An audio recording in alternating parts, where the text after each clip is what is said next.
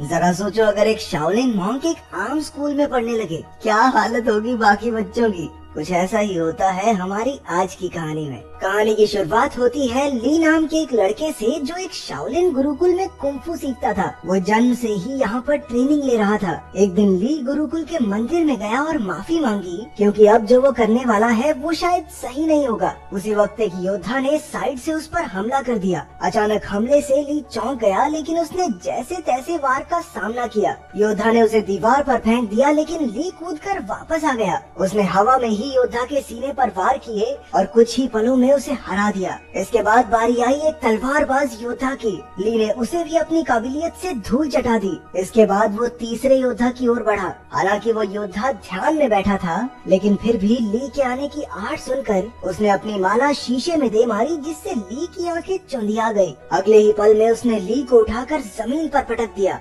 योद्धा बस जीतने ही वाला था कि ली फिसल कर बच गया और फिर दोनों में जबरदस्त लड़ाई शुरू हो गई। अंत में जीत ली की ही हुई। फिर वो मंदिर में सर झुकाकर बाहर चला गया। गुरुकुल के टीचर ने उसे बताया कि परीक्षा में उसने सबसे ज्यादा हुनर दिखाया है, इसलिए उसे शहर के नए स्कूल में जाने का मौका मिलेगा। शहर में वो 3 लोगों के परिवार के साथ रहेगा, जिसमें 2 बच्चे और एक उनका पिता है। वो आदमी दरअसल एक साइंटिस्ट है जो गुरुकुल के टीचर को जानता था। इसके बाद ली नए शहर की ओर रवाना हो गया। नए स्कूल में एक 15 साल का लड़का फैंग था जो ताइक्वांडो का खिलाड़ी था। उसकी छोटी बहन शैन शैन अपने भाई से बेहद प्यार करती थी। स्कूल के ताइक्वांडो क्लब को लैन संभालती थी। वो फैंग के मुकाबले देखकर उसे उसकी कमियां बताती थी ताकि वो और बेहतर हो सके। लैन का भाई तो एक नंबर का पेटू था। उसे हर वक्त खाने के सिवा कुछ नहीं सोचता था। वो चारों अच्छे दोस्त थे और आसपास ही रहते थे। दरअसल ली लैन के घर ही रहने आने वाला था। उनके पिता डॉक्टर हैन कड़ी मेहनत से काम में जुटे थे।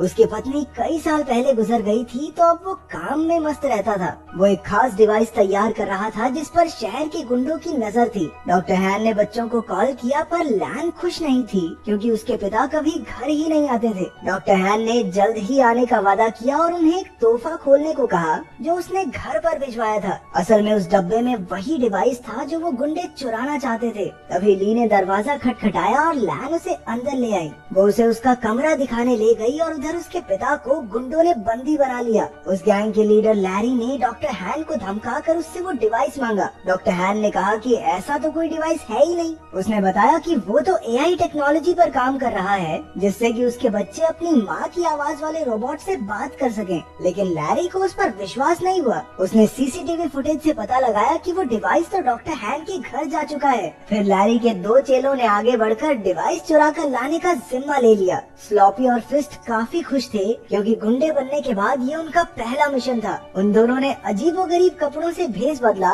और लैन के घर के बाहर जाकर खड़े हो गए। उनमें से एक ने रात को अंदर घुसने का फैसला किया, लेकिन फिर दूसरा कहने लगा कि बच्चों ने स्कूल चले ही जाना है, दिन में चुरा लेंगे भाई, क्या हो गया। घर में ली नए शहर के तौर तरीके सीख रहा था। उसने लैन को ताइक्वांडो मैच देखते हुए देखा तो उसे भी ये खेल दिलचस्प लगा। रात को जब वो ध्यान में बैठा तो यू की वीडियो गेम की वजह से उन दोनों में बहस छिड़ गई, लेकिन जल्द ही दोनों मिलकर वीडियो गेम का मजा उठाने लगे। उधर लैन ने अपने कमरे में जब वो तोहफे का डिब्बा खोला तो उसमें एक पांडा की चेन निकली। वो नहीं जानती थी कि दरअसल ये पांडा वो पेन ड्राइव है जिसके पीछे वो गुंडे कब से पड़े हैं। जब लैन ने बटन दबाया तो पांडा ने उसे पासवर्ड रखने को कहा। तभी लैन ने कहा कि कैसा पासवर्ड, और अनजाने में यही पासवर्ड सेट हो गया। फिर पांडा को ऑन करने पर उसे पता चला कि उसमें उसकी माँ की आर्टिफिशियल इंटेलिजेंस वाली आवाज है। अगली सुबह ली यू और लैन के साथ स्कूल के पहले दिन के लिए निकल पड़ा। उन दोनों गुंडों ने बच्चों को बाहर जाते देखा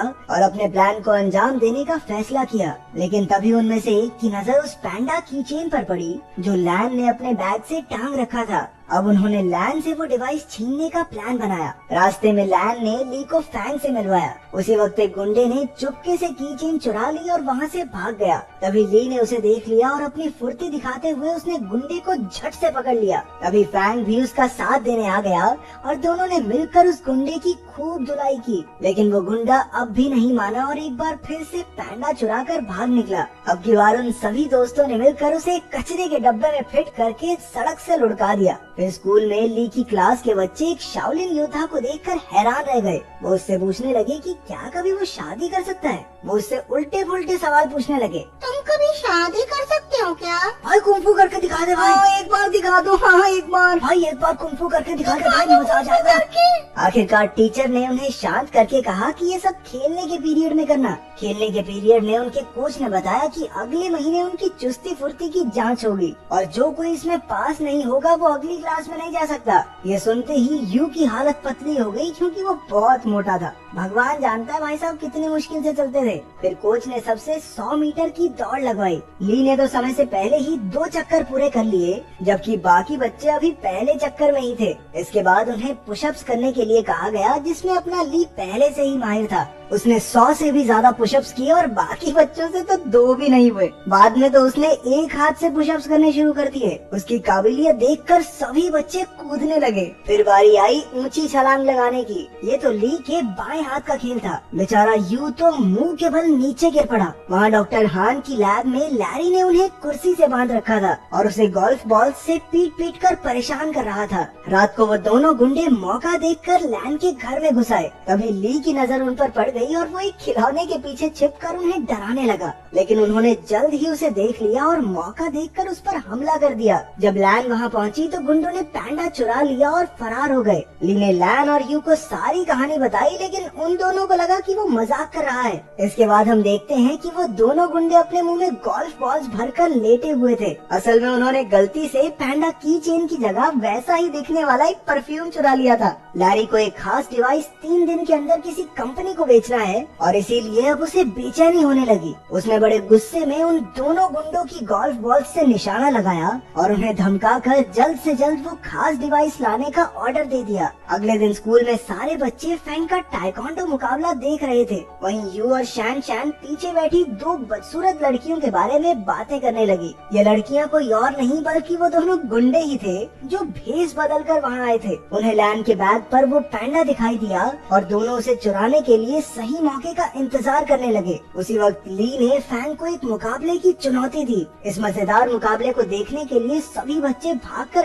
आगे चले गए। अब सही मौका देखकर गुंडों ने बैग से पैंडा चुराने की कोशिश की, लेकिन इस चक्कर में उनके नकली बाल वहीं फंस गए। उधर मुकाबले में फैंग और ली में जबरदस्त टक्कर हो रही थी। दोनों ही एक दूसरे पर भारी पड़ रहे थे। आखिरकार दोनों ने एक दूसरे को ना मारने का फैसला किया और मुकाबला खत्म हुआ। उसी वक्त सबने पीछे मुड़कर उन दोनों गुंडों को पहचान लिया। बच्चों ने मिलकर उन पर हमला बोल दिया, लेकिन इस बार वो एक बच्ची को मारने की धमकी देकर पैंडा डिवाइस लेकर भाग गए। फिर बच्चे मिलकर प्रिंसिपल के पास गए और पुलिस को बुलाकर सारा माजरा समझाया। वहीं ली खुद को इस सब का जिम्मेदार समझ रहा था, क्योंकि अगर उसने फैंग को चुनौती नहीं दी होती तो लैन अपने बैग से दूर ही न जाती। लेकिन बाकी बच्चों ने उसे दिलासा दिया कि ऐसा नहीं सोचना चाहिए। आखिरकार लैरी के हाथ वो डिवाइस लग गया और उसके जरिए उसने कंप्यूटर पर एक प्रोग्राम चलाया, लेकिन उसे इस्तेमाल करने के लिए पासवर्ड की जरूरत थी, ये वो नहीं जानता था। उसने कुछ प्रोग्रामर्स को बुलाकर लॉक खोलने के लिए कहा, लेकिन पूरा दिन बीतने पर भी कुछ हाथ नहीं लगा। अब लैरी के गुस्से की सभी हदें पार हो गई थी। तभी उसने डॉक्टर हैन के फोन पर उसकी बेटी का मैसेज देखा। लैन चाहती थी कि उसके पिता उसके जन्मदिन के लिए कल घर आ जाएं। लैरी ने डॉक्टर हान की तरफ से कल पार्टी में पहुंचने का वादा कर दिया। अगले दिन लैन और उसके दोस्त जन्मदिन की पार्टी की तैयारी कर रहे थे।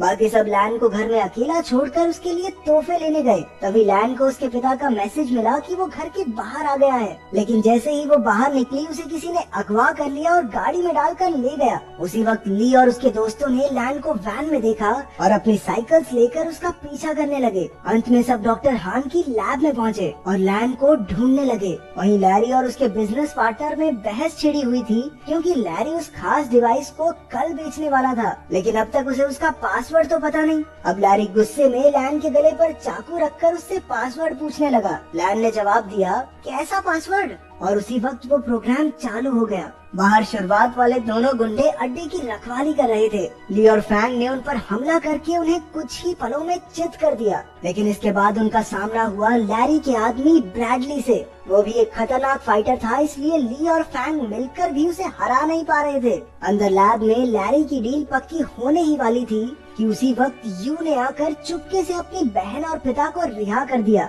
ली ने भी वहाँ पहुंचकर गुंडों का मुकाबला किया। उसी वक्त वक्त लैरी पेन ड्राइव वाला बैग लेकर बाहर की ओर भागा, लेकिन डॉक्टर हान, यू और लैन ने मिलकर उसकी धुलाई कर दी। ली एक बार फिर से ब्रैडली के साथ मुकाबला करने में फैंग का साथ देने पहुंच गया। आखिरकार वो दोनों मिलकर उसे हराने में कामयाब हो गए। अंत में पुलिस भी वहां पहुंच गई और सारे गुंडों को पकड़ लिया। बाद में ली और यू को उनकी बहादुरी के लिए प्रिंसिपल ने मेडल दिए। अगर वीडियो पसंद आई तो लाइक कर देना, चैनल को सब्सक्राइब कर देना। मिलते हैं अगली वीडियो में।